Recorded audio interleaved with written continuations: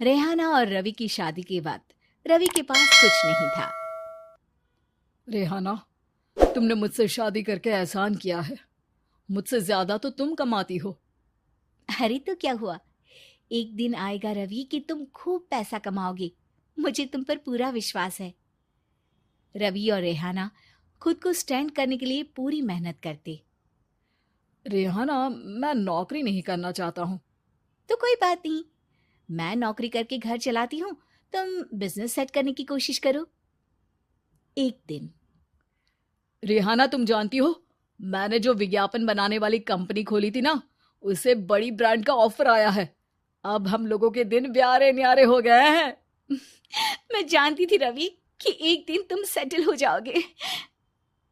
रवि का काम अच्छा चल जाता है। एक दिन वो रेहाना से कहता है, रेहाना, अब हम लोगों का बच्चा भी हो गया है। बहुत छोटा है वो। उसका ख्याल कैसे रखेंगे हम?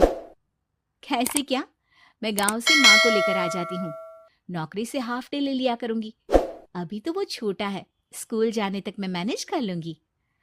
देखो रेहाना, मैं अब अच्छा कमा रहा हूँ। तुमको नौकरी करके परेशान होने की कोई जरूरत नहीं है।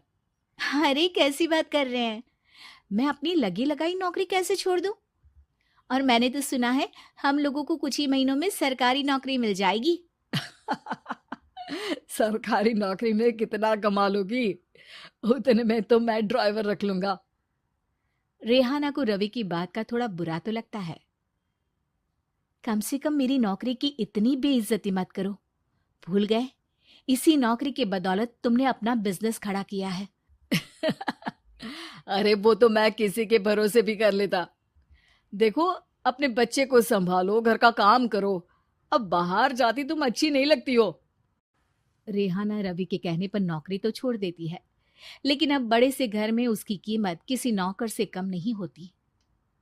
एक दिन रवि का दोस्त आता है।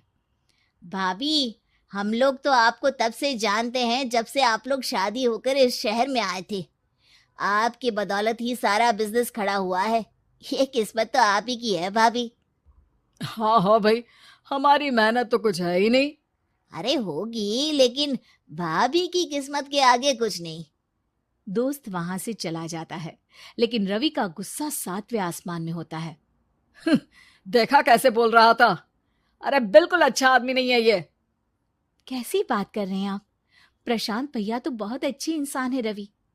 कैसे उन्होंने हमारे मुश्किल वक्त में हमारा साथ दिया था। अरे था पैसा तो साथ दिया, नहीं तो कौन पूछता है? रवि का व्यवहार पैसा आते ही अलग हो गया। वो बंदे को बंदा नहीं समझता। घमंड से घिरे रवि ने तो एक दिन हद ही कर दी। रेहाना, मैं अब तुम्हारे साथ नहीं रह सकता हूँ। क्या क्या बकवास कर रहे हो रवि? क्या कहना चाहते हो? और क्यों नहीं रह सकते तुम मेरे साथ? देखो, मुझे कोई और पसंद है, और उसने साथ रहने पर बस यही शर्त रखी है कि मुझे तुम्हें तलाक देना होगा। रेहाना, जो कि एक स्वावलंबी महिला थी, उसने बिना देर किए रवि को कह दिया, कोई इश्यू नहीं, मुझे पैकिंग में 4 दिन का वक्त लगेगा, लेकिन तब तक मैं तुम्हारे साथ नहीं रहूंगी। 4 दिन के लिए तुम कहीं और शिफ्ट हो जाओ, मैं घर से निकलूंगी तो बता दूंगी। रवि घर छोड़कर चला जाता है। रेहाना को दुख होता है, वो रोती है, लेकिन व्यवहार से स्ट्रांग रेहाना को पति के वापस आने का और उसे सबक सिखाने का पूरा भरोसा था। फिर एक दिन, अरे शुशिका, कब शादी करोगे तुम मुझसे? यार मैंने तो सोचा था तुम शादी से पहले मुझे विदेश लेकर जाओगे, महंगी कार दिलाओगे।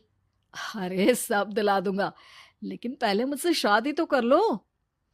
हाँ हाँ, क्यों नहीं। मैं कुछ दिनों के लिए अपने मम्मी पापा के पास जा रही हूँ और लोगों से अपनी शादी की बात करूंगी। अरे शुशिका, कैसे रहूंगा मैं तुम्हारे बिना? अब तो शादी ही होने वाली है हम लोगों की। शुशिका रवि को छोड़कर चली जाती है। रवि घर आता है, जहां रेहाना को ना पाकर उसे सब अजीब लगता है। घर तो रेहाना के बिना कुछ नहीं है। बच्चे की याद भी आ रही है। चलो एक वीडियो कॉल कर लेता हूँ। रवि रेहाना को वीडियो कॉल करता है, लेकिन रेहाना फोन नहीं उठाती। रात को सोते वक्त मन कर रहा है मुन्ने को गले लगा लूं।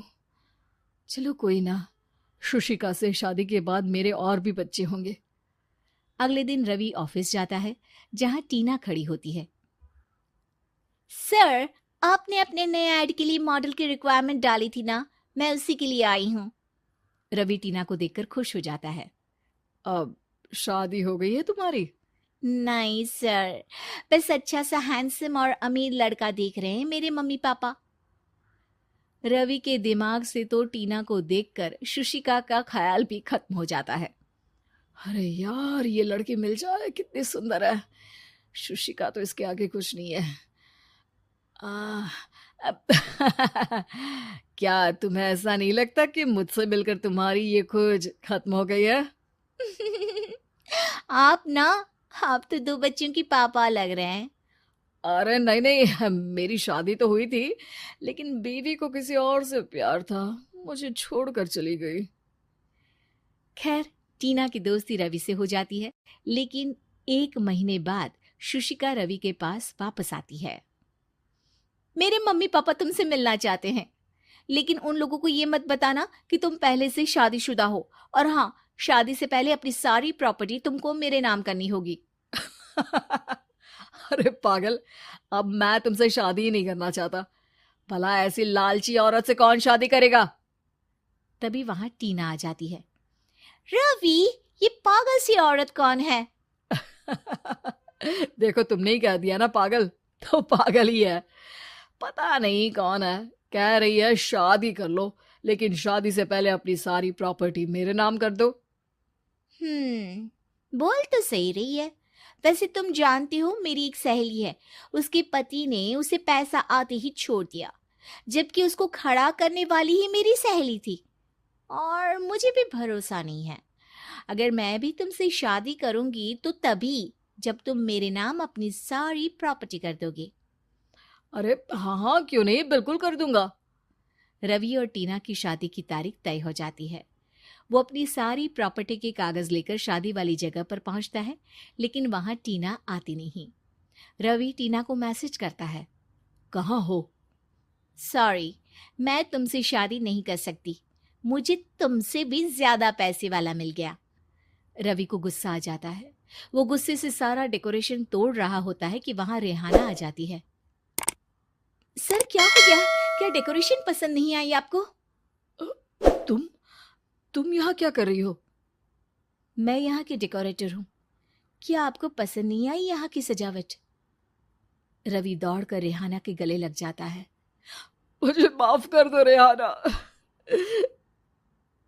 रवि रेहाना के गले लग जाता है और रेहाना टीना को थैंक्स का मैसेज करती है।